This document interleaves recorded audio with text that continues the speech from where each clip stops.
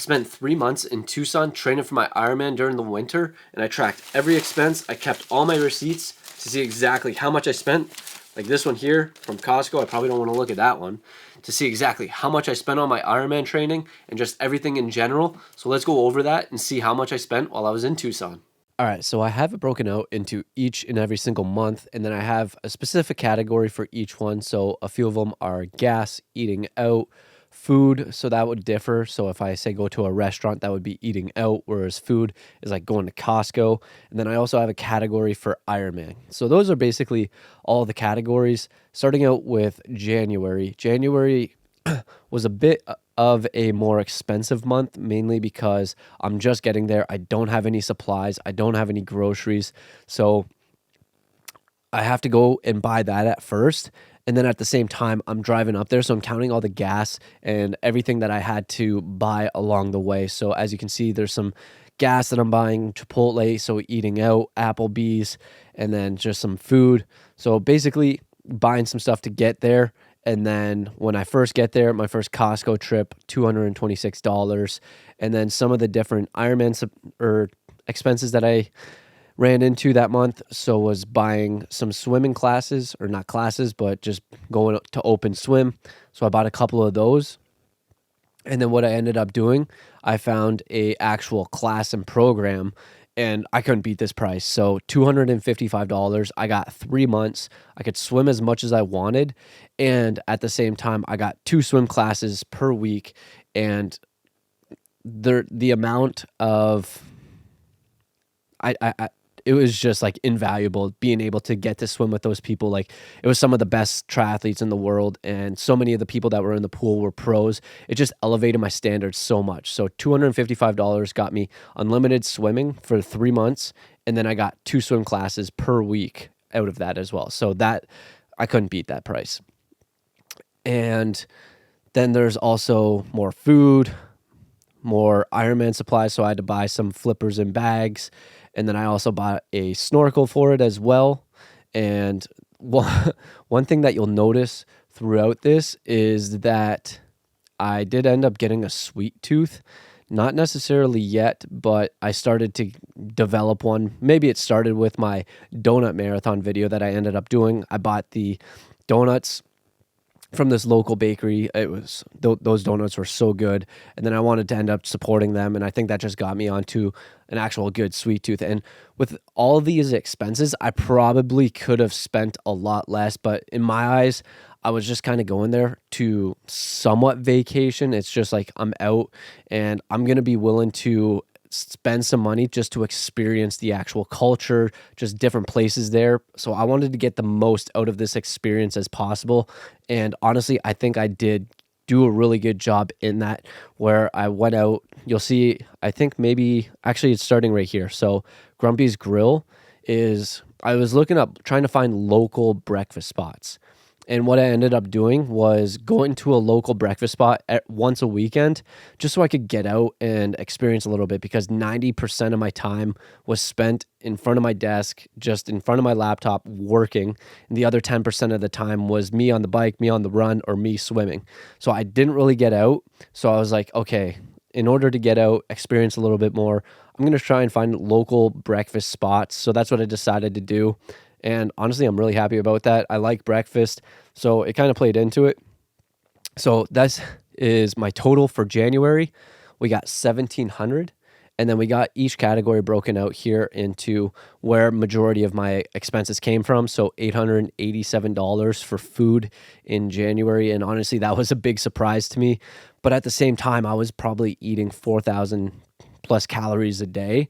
So I am eating a lot. And then at the same time, I also got eating out. So that came out to $92. So I was probably ended up spending close to $1,000 in January just for food. But at the same time, like I said, being in January, I was just getting there. I didn't have any food, so I had to bulk up and start from scratch. Whereas you'll see in the coming months that I don't necessarily spend as much money on food. But I did spend a good amount on food, and the other main expense was from Ironman, which came from my swimming. So moving on to February. February, as you can see, first one here is the breakfast joint, and we did a lot of Costco runs on this trip. I went to Oro Valley Bicycle, got a tire pump there. I forgot to bring mine, so I had to buy one there. A lot of Costco trips, and then this is where my sweet tooth kind of started kicking. um, I was hoping that me recording this and having to like log everything, it would restrain me. But I was right next to a Culver's, and I don't think there's any in Canada, and their concrete mixers, those are so good. So I ended up going there way too often, and I would just basically get the daily special every time. It was not good. So I got a lot of Culver's, as you can see throughout these months, and then majority of the other expenses is just kind of food.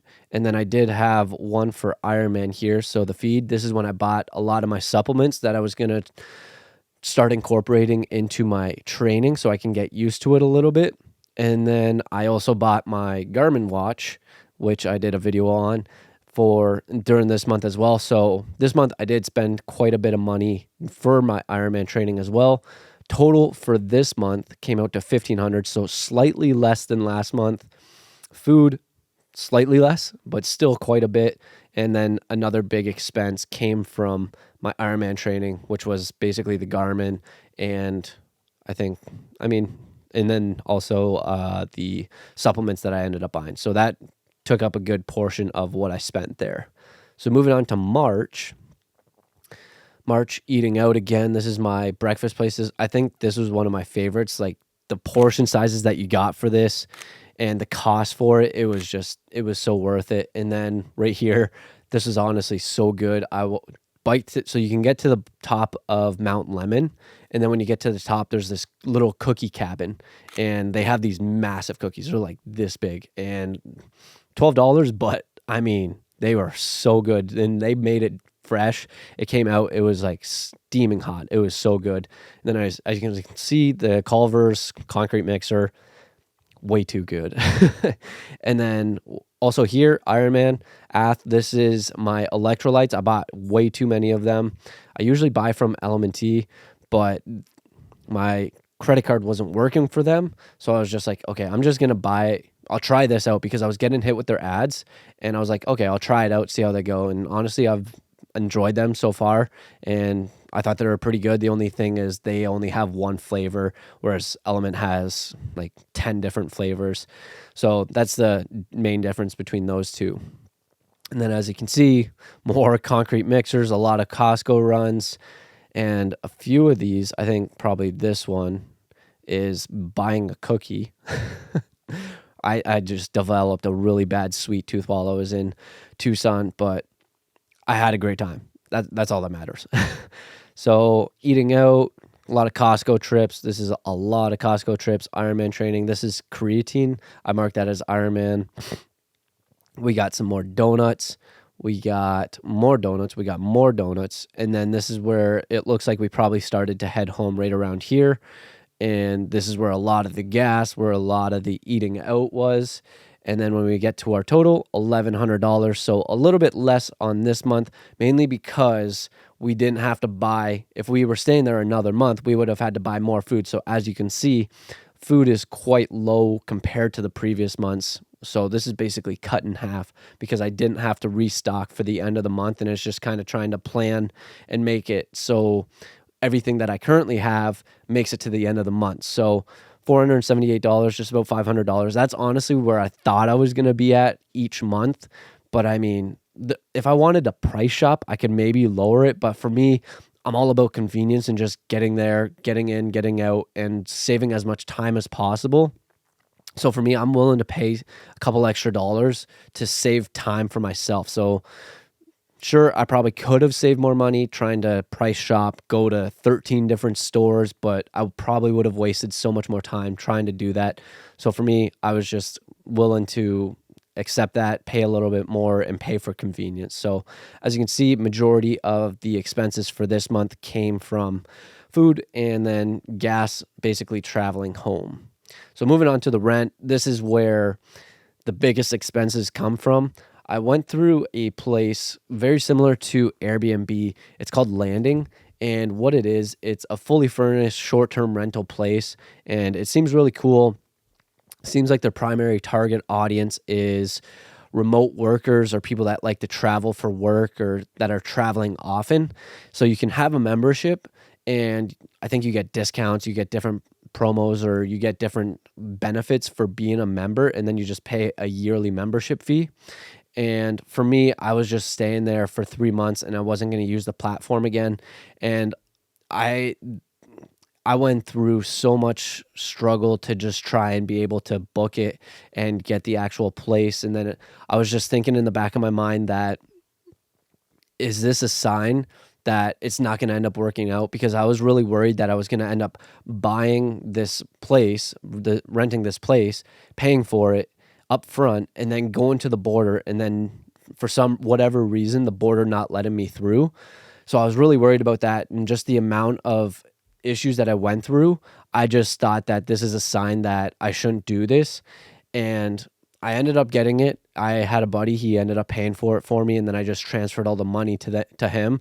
But I'll say their customer service was really good for you up until you actually pay for it. So I ended up booking a place, and I looked online for Reddit, and I was like researching this place because I never heard of it. And I was like, is this legit? Is this actual place? So I looked up some reviews from Reddit, and some of them were saying that they double book a lot of the times, and there's other issues that they ran into. And I ended up running into that double booking issue. So I ended up booking a place. I was really excited about it. And they're like, oh, this place is already taken. We're going to have to switch you to another place. What about this place? And I'm like, fine, sure, switch me there. And then I was like, can I at least get a credit for it since this isn't the place that I actually wanted? And you guys double booked me. And they're like, oh, I don't think I said credit. Can I get like a discount or a refund or something like that? And they're like, oh yeah, sure, no problem. So they're like, we'll give you $500. And then I was like, okay, sweet, perfect. And it was a $500 credit towards landing. So I had to spend it with them, which kind of sucks, which is good, but it sucks at the same time because for whatever reason, when I ended up buying that place, they ended up charging me another $1,000 for taxes, whatever reason. I don't know why. And they end up using that $500 credit. And then there was like an additional $200. So I had to pay like $300 in taxes just for the other place that they ended up booking me in. But honestly, I really enjoyed the place. It was probably bigger or more than I actually needed, but it got the job done. I lived there, and it was honestly a really good place, and I couldn't beat the convenience as well. I was within about 2 to 5 minute jog or bike ride, whatever it was, to the actual bike pass that they have. So the convenience factor there was just top notch there, and I couldn't beat that. So getting into the rent for the total basically was $8,835. Each month was just under $3,000. And honestly, I probably could have found a cheaper place, a more affordable place. When I originally wanted to try and find a place, I was like, okay, let's find a place for $1,500. And apparently there is 0 places that go for that little.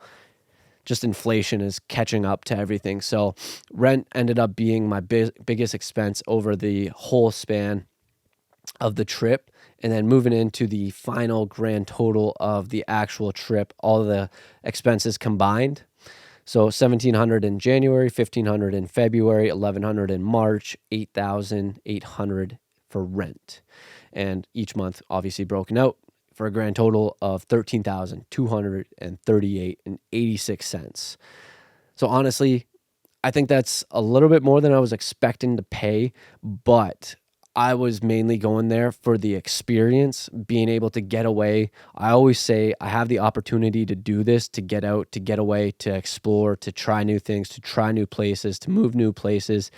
And that's honestly what I was able to do, what I was able to get out of it. And I'm really happy that I was able to do that. And I did take advantage of this opportunity.